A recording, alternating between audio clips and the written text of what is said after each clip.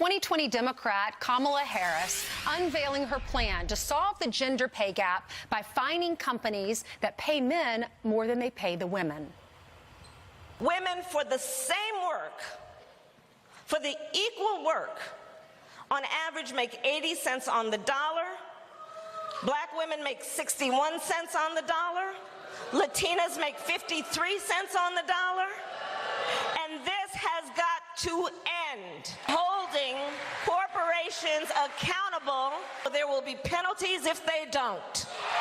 What do you think about that? Is it really a good plan? Here to debate this is Patrice Onwuka. She is a senior policy analyst for the Independent Women's Forum. And Malia Fisher is a political strategist and the founder of We Are Defiant. Hey, ladies. Good morning. Good morning. Patrice, I'll start with you. What do you think? Do you like the plan? I don't. I think Senator Harris wants to wave a magic wand and see the pay gap disappear, but she doesn't recognize that a lot of the pay gap is driven by choices women make in the workplace, around the education, how many hours they work, seniority. There are lots of factors that explain why the pay gap exists, and when you actually control for them, they minimize to just a few cents. And in that case, I think it's great for a woman to be able to determine what she earns herself and negotiate that with her employer, not have Washington determine her pay. Malia, what do you think? Do you like it? I'm incredibly excited about this policy, and I think the Democratic primary voters are going to be excited about the policy as well. Fundamentally, equal pay is a pocketbook issue for women, and it's also a pocketbook issue for men. When women are paid equally, they bring home those earnings back to their families, to the men in their families, and the children in their families. And that's why it's going to be incredibly compelling to primary voters. Patrice, the idea here is women are being held back. There's gender discrimination. Does she make some valid points there?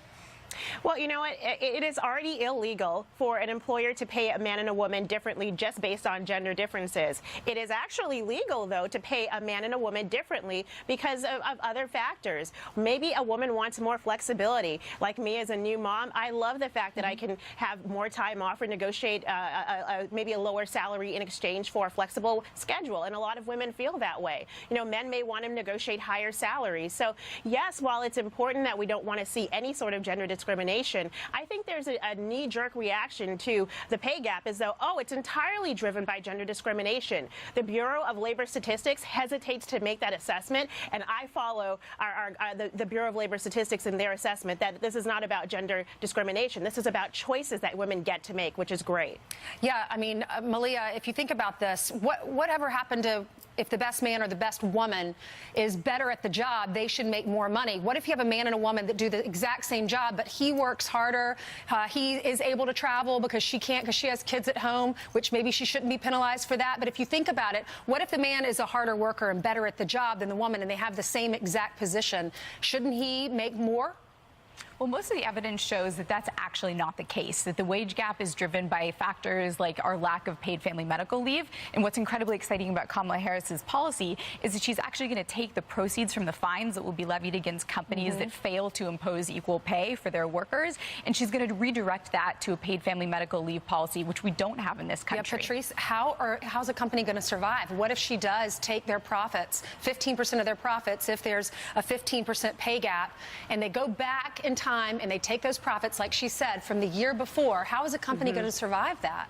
I think you're going to see companies, reflexively respond in ways that could be harmful to women. I mean, most companies, many of them are providing paid time off already, and it's fantastic to see that they continue to do so. Well, if you're going to fund a new entitlement program for paid leave and do that through this program, then a lot of employers will say, well, let's get rid of already generous benefits that we provide to workers, things that they can negotiate or that they want in lieu of this national paid leave plan. I think there are lots. Paid leave is a great discussion to have, and I think there are lots of smart policies that don't include a new entitlement, new mandates, or new taxes on workers and businesses. And this is what she's trying to fund, like another socialist wish list of ideas. I don't think that's the right answer and right solution. Women want to be able to negotiate what's best for them, and this does not do it. So should I make more than Brian and Steve?